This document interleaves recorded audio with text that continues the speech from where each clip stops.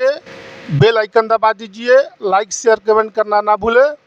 अभी हम चंपारण के काशी बिहार की अयोध्या के नाम से मशहूर श्री चित्ताकुंड धाम पे मौजूद हैं।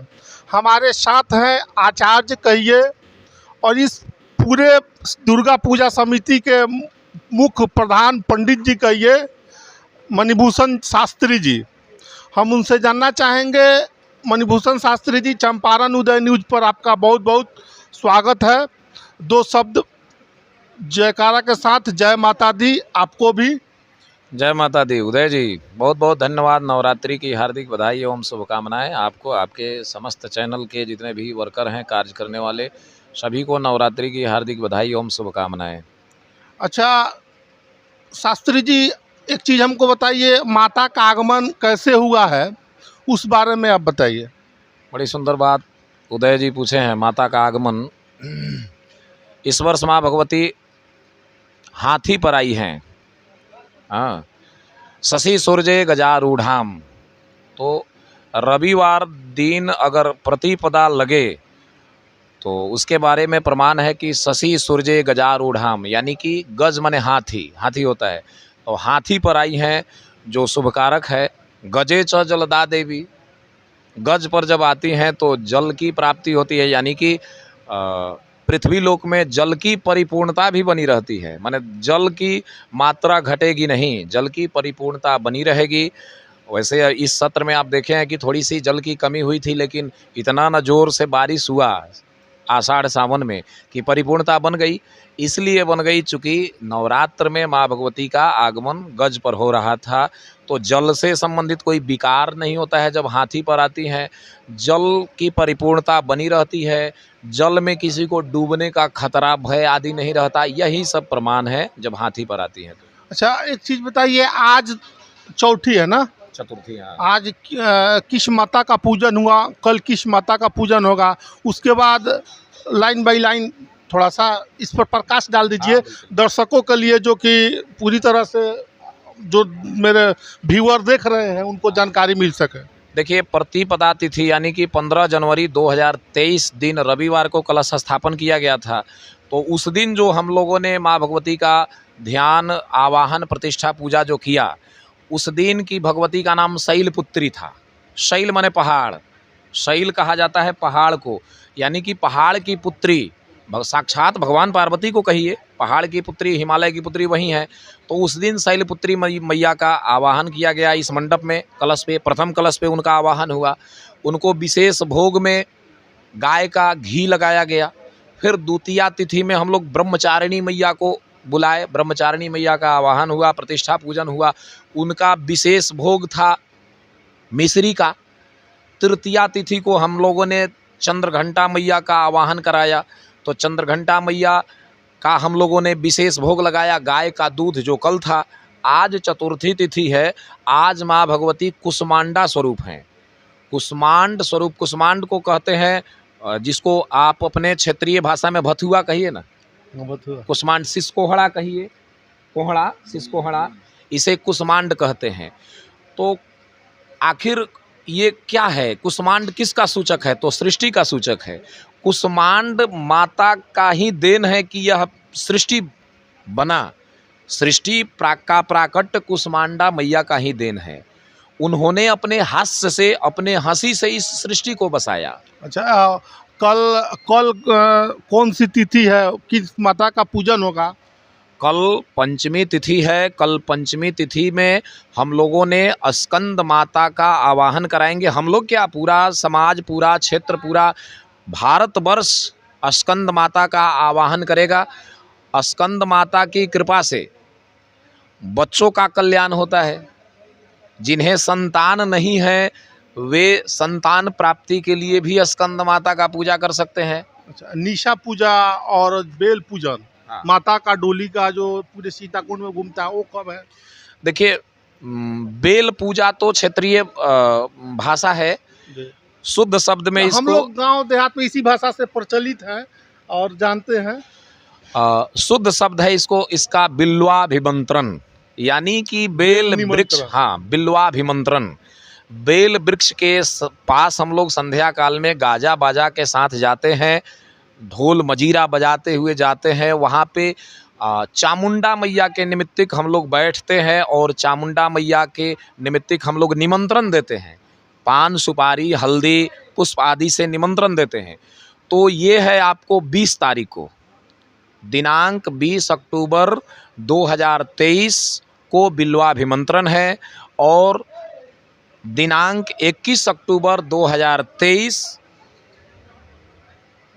दिन शनिवार यानी कि रविवार को हम लोग शुक्रवार को निमंत्रण करेंगे। शुक्रवार को यानी 20 तारीख के संध्या काल में हम लोग बेल पूजा करेंगे और 21 अक्टूबर 2023 दिन शनिवार के दिन हम लोग फिर बिल्व छेदन करेंगे और माता का पट खुलवाएंगे, सप्तमी पूजन करेंगे। तो यानी 20 तारीख को बेल पूजा है और 21 तारीख को माता का पट खुल जाएगा, महासप्तमी मनाई जाएगी उस दिन। अच्छा, विजयादशमी कब है, नवमी कब है, इस बारे में भी दर्शकों को बता दीजिए। सभी तिथियों के बारे में बता रहे हैं। आपका जो बताने का जो तरीका है ना, न समझने वाले भी लोग समझ जाएंगे। जैसे षष्ठी में हम लोग यानी 20 तारीख को हम लोग बेल पूजा करेंगे, 21 तारीख सप्तमी में हम लोग माता का पट खुलवाएंगे और उसी दिन सप्तमी युक्त अष्टमी यानी कि पूरा दिन भर रात भर अष्टमी भोग कर रही है। तो शास्त्र का कहना है, कुछ लोग का ये प्रश्न भी रहता है कि निशा पूजा तो अष्टमी में मनाई जाती है, तो पंडित जी आप सप्तमी के दिन ही क्यों मना रहे हैं? तो उसमें कहना है कि लक्ष्मी व्रतम चा विद्युते शशांके, लक्ष्मी का जो व्रत होता है, भगवती का जो व्रत होता है वो सूर्योदय से नहीं चलता है, वो क्या से चलता है? चंद्रोदय से। तो चंद्रमा का उदय 21 अक्टूबर 2023 दिन शनिवार को रात्रि में हो जाएगा, यानी कि संध्या के बाद में अष्टमी लग जा रही है, संध्या से ही लग जा रही है। तो इसीलिए हम लोग शनिवार को 21 अक्टूबर 2023 को निशा पूजा मनाएंगे। दिन में हम लोग माता जी का पट खुलवाएंगे और उसी दिन शनिवार की रात्रि में हम लोग निशा पूजा करेंगे। और महाअष्टमी का व्रत जो लोग गांव समाज में सहते हैं, उन लोगों का महाअष्टमी केवल व्रत जो होता है वो सूर्योदय से होता है, वो चंद्रोदय से नहीं होता है। चंद्रोदय से लक्ष्मी का निशा पूजा होता है, भगवती का निशा पूजा होता है और सूर्योदय से व्रत होता है। तो व्रत जो करने वाले स्पेशल जो एकम अष्टमी सहते हैं, वे लोग 22 तारीख को अष्टमी का व्रत सहेंगे। कन्फ्यूजन दूर हो गया आप लोगों का। 22 तारीख को अष्टमी मनाई जाएगी, दिन रविवार को, और 23 अक्टूबर को सोमवार को महानवमी मनाई जाएगी। उसी दिन जावद नवमी होमादिकम च, 3:30 बजे तक नवमी है, संध्या काल तक। तो सुबह में हम लोग पूजा करेंगे और 11 बजे से हम लोगों का हवन प्रारंभ हो जाएगा नवमी में, यानी कि 23 अक्टूबर 2023 दिन सोमवार को हम लोग हवन पूर्णाहुति करेंगे। और विजयादशमी का जो पावन पवित्र जो त्यौहार मनाया जाता है, विजयादशमी, जो आप लोग जानते हैं पूरे बिहार प्रदेश के क्या पूरे भारत प्रदेश में मनाया जाता है। इस विजयादशमी का पावन पवित्र दिव्य त्यौहार दिनांक 24 अक्टूबर 2023 दिन मंगलवार को मनाई जाएगी। तो अग्रिम शुभकामना आपको, आपके पूरे चैनल के साथ सभी समाज को विजयादशमी की भी हार्दिक बधाई एवं शुभकामनाएं। आने वाले विजयादशमी की अग्रिम शुभकामनाएं आपको। अच्छा पंडित जी, आपने बहुत ही विस्तार रूप से, आचार्य जी आपने सारी चीज़ों को बताया। और एक चीज़ हमको अंत में बता दीजिए, इसके बाद हम मेला के कमेटी के कुछ सदस्य लोगों से थोड़ा थोड़ा बात करेंगे। एक चीज़ हमको और बता दीजिए, माता का विदाई किस चीज़ पर है? आपने इस चीज़ पर प्रकाश नहीं डाला है। ये बहुत बढ़िया बात है कि जो माता का विदाई होगा, उस विदाई में वो किसी वर्ग का हानि हो या मिला के चले या पूरी तरह से शुभ हो, इस चीज़ों पर प्रकाश डालें। इस वर्ष माँ भगवती का विजयादशमी जो लग रहा है, विजयादशमी वो मंगलवार को लग रहा है, यानी कि विजयादशमी हम लोग मंगलवार को मनाएंगे। तो उसका प्रमाण कहता है कि शनिभौम दिने यदिशा विजया चरणायुधयान करी विकला, यानी कि शनिवार को और मंगलवार को यदि विजयादशमी लग जाए तो चरणायुधयान करी विकला। चरणायुध का मतलब होता है मुर्गा, मुर्गा चरणायुध, मुर्गा का संस्कृत शब्द है मुर्गा, चरणायुध। चरणायुध को हिंदी में कहते हैं मुर्गा, कुकुट भी कहते हैं, लेकिन अब पर्यायवाची होता है ना, सबका अपना अपना। तो चरणायुध का मतलब होता है मुर्गा, तो मुर्गा पर माँ भगवती का गमन है, ये अशुभ है, विकला। इसका मतलब है कि बिहार प्रदेश क्या पूरे भारतवर्ष, पूरे देश विदेश में भी देश की स्थिति अच्छी नहीं कही जाएगी, संकटमय होगी। संकटमय, विकला का मतलब संकटमय, सब तरीके से। जाना अशुभ है, आगमन शुभ है। हालांकि इसके लिए ही देखिए, जाना अशुभ है, इसी के लिए ना हम लोग कलश स्थापन करके और विधिवत पूजा करते हैं कि माता का जो गमन वाहन है वो चूंकि अशुभ है, तो ये अशुभ समय शुभ में बदल जाए, इसी के लिए हम लोग प्रतिदिन उनको विशेष भोग से, विशेष अर्चन पूजन से हम लोग मनाने का, प्रसन्न करने का प्रयास करते हैं कि सभी देवताओं माँ भगवती को आशीर्वाद दें कि माँ भगवती का गमन भी अशुभ से शुभ हो जाए।